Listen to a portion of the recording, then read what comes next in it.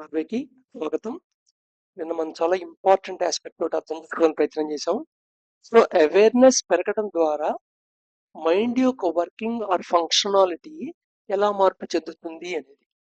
So 3A state నుండి 3B state 3 state మనం present 3A state లో ఎక్కువ ఆల్మోస్ట్ ఆల్ 99.99% నడిపిస్తుంటాం. బట్ 3B స్టేట్ అప్పుడప్పుడు వెళ్తుంటాం, యాక్సిడెంటల్ గా కూడా వెళ్తుంటాం ఆ స్టేట్ కి సడన్. వెరీ జాయ్ఫుల్ గా ఎంజాయ్ గా నడిచిపోతున్న టైంలో అప్పుడప్పుడు ఏదో ఇన్సైట్ ఇంట్యూషన్ వచ్చినట్టుగా ఉంటుంది మనకి. ఇంట్యూషన్ అనేది ఇంకొంచెం ఇన్సైట్ కి బిఫోర్ లెవెల్. 10 స్టెప్పుల్లో చేయాల్సిన పని తక్కువ 2 స్టెప్పులు 3 స్టెప్పుల్లో చేయగలిగితే దాన్ని ఇంట్యూషన్ అంటారు. Insight is completely working different. నీకు ఒక ఇష్యూ ఉంది, ఒక ప్రాబ్లం ఉంది, ఒక దాని గురించి ఆలోచిస్తున్నావు. ఆ ఇష్యూని నువ్వు మైండ్ లో సెక్షన్ 2 కి పంపించావు. సెక్షన్ 2 దాని ఆన్సర్ చేస్తుంది. ఆ ఆన్సరే నీకు సొల్యూషన్ కింద నీకు మనం మైండ్ లో తెలిపగలుగుతుంది. దాన్ని మళ్ళా మామూలు సిస్టమ్ 1 లోకి తెచ్చుకొని సిస్టమ్ 1 ద్వారా థాట్ రూపంలో దాన్ని నువ్వు ఫిల్ చేయగలుగుతావు అనమాట. థర్డ్ 3C స్టేజ్ ఏమిటి? దీనికంటే హయ్యర్ స్టేజ్. ఇక్కడ నువ్వు ఈ సెల్ఫ్ ఏదైతే ఉందో దాని నుండి వస్తున్న సిగ్నల్ అనలైజ్ చేయగలుగుతావు. అదర్వైజ్ ఈ బయట ప్రపంచం యొక్క ఇంపల్స్ యొక్క రెస్పాన్స్ గా నీకు వచ్చే థాట్స్ అండ్ నీ అవేర్నెస్ లోగా ఉండటం వలన ఆ సిగ్నల్ నీకు కనబడట్లా. ఎప్పుడైతే ఆ సిగ్నల్ నీకు కనబడలో అది లేదంటావు. ఇప్పుడు వెలుగు కనబడితే కాంతి జనకం ఉంది, లైట్ సోర్స్ అంటూ ఉంది అనేది కంక్లూషన్. నీకు లైట్ సోర్స్ కనబడినా కనబడకపోయినా డైరెక్ట్ గా. అలాగే ఇక్కడ కూడా నువ్వు ఆ సిగ్నల్ ని పర్సీవ్ చేస్తే అప్పుడు నీకు సెల్ఫ్ ఉంది అనేది ఒక ఎక్స్పీరియన్షియల్ రియాలిటీ అవుతుంది. అందుకని సెల్ఫ్ ని ఒక వస్తువు కింద చూడటం అనేది జరగదు. సినిమా కాదు ఇదేమి. 4 చేతులు వేసుకుని దేవుడు కనబడటానికి లేకపోతే దయ్యం కనబడటానికి. So right now proceed advanced exercises of awareness.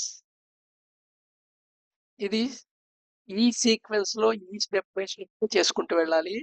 జంపింగ్లు చెయ్యొద్దు. First point. సఫిషియెంట్ గా మిగతా ప్రాక్టీస్ అన్ని చేసిన తర్వాతే దీంట్లోకి మూవ్ అవ్వాలి. రైట్, ఇనిషియల్ గా ఒకే ఒక ప్లే కింద ట్రై చేస్తే చేయొచ్చు, బట్ కానీ ఇది ఒక సీక్వెన్స్ లో చేసుకుంటూ అనమాట. అవేర్నెస్, మామూలు అవేర్నెస్ ప్రిలిమినరీ ప్రాక్టీసెస్ సఫిషియెంట్ గా ప్రాక్టీస్ చేసిన తర్వాత దీంట్లో ప్రొసీడ్ అవ్వాలి. Spread a clean white handkerchief on a table. Cleared all other objects would distract attention.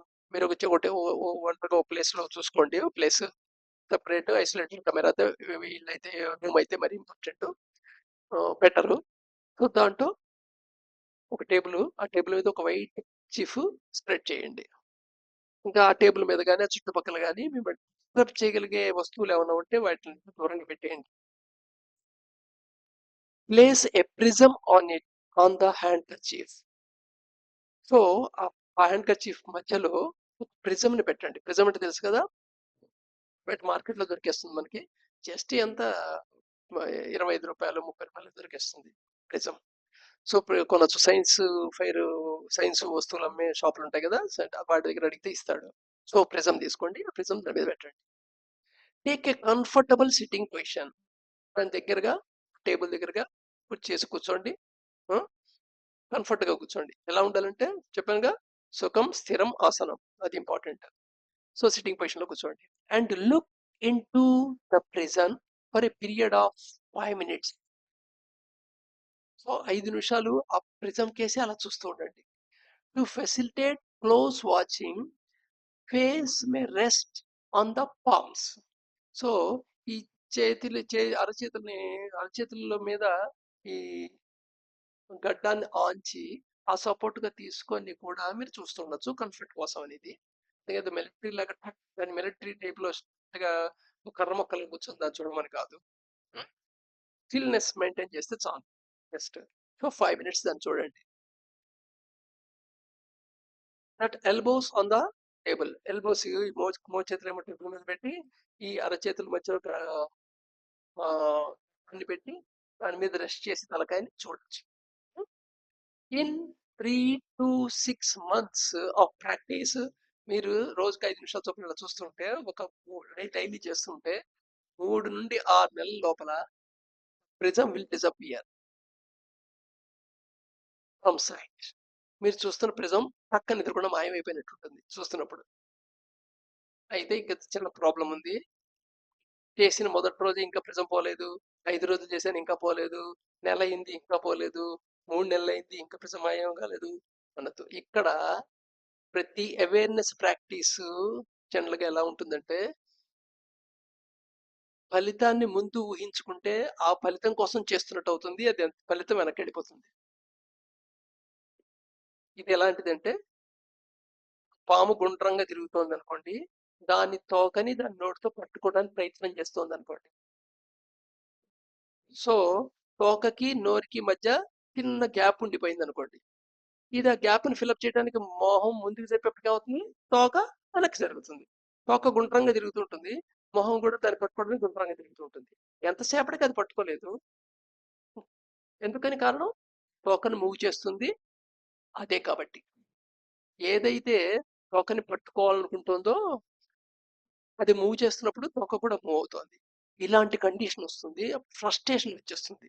అందుకని బట్ ఏం జరుగుతుందో చెప్పాను కదా అని చెప్పి మీరు అది టార్గెట్ కింద ఆలోచించద్దు. Just you see. అసలు యాక్చువల్‌గా ఫస్ట్ అయితే ఏం జరుగుతుందో మీరే చెప్పండి అని ఆపేద్దాం అనుకున్నాను. సరే ఎనీవే చెప్పాను కదా! బట్ కానీ అది మాయమైపోతుంది, ఎప్పుడైపోతుంది, మాయమైపోతుంది, ఎప్పుడైపోతుంది, మాయమైపోతుంది అనే ఒక యాంక్సైటీ గాని, స్ట్రెస్ గాని, ఫ్రస్ట్రేషన్ గాని ఉండద్దు. జస్ట్ ఓపికగా చూడండి అంతే. ఏ రోజుకి 5 నిమిషాలు ప్రిజం చూడటం అనేది చేయలేరా? అవేర్‌నెస్ పెంచడానికి? ప్రిజం చూస్తుండండి, ప్రిజం చూస్తుండండి. ఎందుకంటే ప్రిజం పెడతారు గ్లాస్ కాబట్టి, గ్లాస్ ఆబ్జెక్ట్ కాబట్టి ఎక్కువ ఆలోచనలు వచ్చే అవకాశం ఉంటుంది. ఒకవేళ ఆలోచనలు వస్తే జస్ట్ ఆలోచనలు చూసి వదిలేయండి. జస్ట్ ఆకాశంలో మేఘాలు అలా వచ్చి వెళ్తున్నట్టుగా ఆలోచనలు వస్తుంటే పోతుంటాయి. సముద్రం ఒడ్డు మీద అలలాగా ఇది ఆలోచన వస్తుంటే పోతుంటుంది. ఆలోచన వస్తుంటే పోతుంటుంది. ఆలోచన పట్టుకు వేలాడుతూ దాన్ని జస్టిఫై చేయొద్దు, దాన్ని లేబుల్ చేయొద్దు. జస్టిఫై చేయటం అంటే ఏమిటి? ఈ ఆలోచన కరెక్టే, వాడు అలా చేశాడు కాబట్టి ఇది కరెక్టే. జస్టిఫికేషన్. ఇది మంచి ఆలోచన, ఇది చెడ్డ ఆలోచన, ఇది రావాలి, ఇది రాకూడదు, ఇది లేబులింగ్. జస్ట్ రానిండి పోనండి, దాని ప్రతిదీ ఒక ఆలోచన అంతే. So right. తర్వాత ఆలోచన కూడా సీజ్ అవుట్. అందుకని ముందు అవేర్నెస్ ప్రాక్టీసెస్ బాగా చేస్తే అంటే ఈ సమస్య తగ్గుతుంది. అట్లీస్ట్ బి లెవెల్లో ఉండాలి. 3B, 3C లెవెల్లో ఉంటే ఇంకా విత్ ఇన్ 3 మంత్స్ జరిగిపోతుంది. అదే కొంచెం 3B లెవెల్లో ఉంటే మటుకు 3Cకి షిఫ్ట్ అయిన తర్వాత జరుగుతుంది ఈ ప్రాసెస్. సో ఎనీవే థియరీ అడ్డొస్తుంటుంది. కొంచెం చెప్పాం కదా ఇగ్నోరెన్స్ లో మూడో ఇగ్నోరెన్స్ ఏమిటి? Knowledge ignorance. తెలుసు అనే దాని వల్ల ఇగ్నోరెన్స్. సో దాని యొక్క లో పడకండి. So prism will disappear from the sight initially. As soon as one looks at the prism and becomes aware of drifts. సామాన్యంగా ఈ ప్రిజం చూస్తుంటే మీ డ్రిఫ్ట్స్ కూడా అవేర్ అవుతుంటారు. ఎందుకంటే ఇప్పుడు సఫిషియెంట్ గా డ్రిఫ్ట్ వాచింగ్ కూడా చేస్తుంటారు అని ఉద్దేశంతో చెప్తున్నా. సో దేర్ ఫోర్ డ్రిఫ్ట్స్ కూడా అవేర్ అవుతుంటారు ఆ టైంలో. చేస్తే డ్రిఫ్ట్ కింద కనబడుతుంటుంది. ఎవరైతే నేను ప్రిజం చూస్తున్నాను సో ఓకే ప్రిజం చుట్టం తప్ప ఇంకా వేరే ఆలోచన అనవసరం. వచ్చినా జస్ట్ ఆలోచన రానిండి పోనీ అవేర్ లో ఉండండి. Since watching the prism is really watching one self. ఈ ప్రిజం చూడటం ఏంటంటే మీరు చూసుకుంటున్నట్లు లెక్క. With aid of neutral object. ఒక న్యూట్రల్ ఆబ్జెక్ట్ తీసుకొని మీరు చూసుకుంటున్నట్లు లెక్క ఇది. సో స్టెప్ 1 ఐడియా వచ్చింది కదా. ఒక క్లీన్ తెల్లటి షిఫిన్ పరుస్తాం టేబుల్ మీద. నెక్స్ట్ దాని మీద ఆ టేబుల్ మీద మిగతా ఆబ్జెక్ట్స్ ఏమి ఉంచొద్దు. సహజంగా మీ చూపు ఏరియాలో ఏదైతే ఉందో అటువంటి డిస్టర్బ్ చేసే ఆబ్జెక్ట్ ని పెట్టుకోవద్దు. తర్వాత దాని మీద ఒక ప్రిజం పెట్టాలి. ఆ ప్రిజంని జస్ట్ కంఫర్టబుల్ పొజిషన్లో కూర్చొని చూడండి. ఇక్కడ మీ తలకి కంఫర్ట్ కావాలనుకుంటే టేబుల్ మీద మోచేతులు పెట్టించి చేతులు అరిచేతుల్లో గడ్డాన్ని పెట్టించి దాని సపోర్ట్తో కూడా దాన్ని చుట్టచ్చు. మొత్తం మీద ఒక 5 minutes జస్ట్ వాచ్ చేయండి. దాన్ని వాచ్ చేయండి. ఏదైనా థాట్స్ వస్తే థాట్స్ కూడా వాచే చేయండి. థాట్ పట్టి వెళ్ళదు. అర్థమైంది కదా. సో 3 to 6 months లో you will see a miracle. అదే గమ్మత్.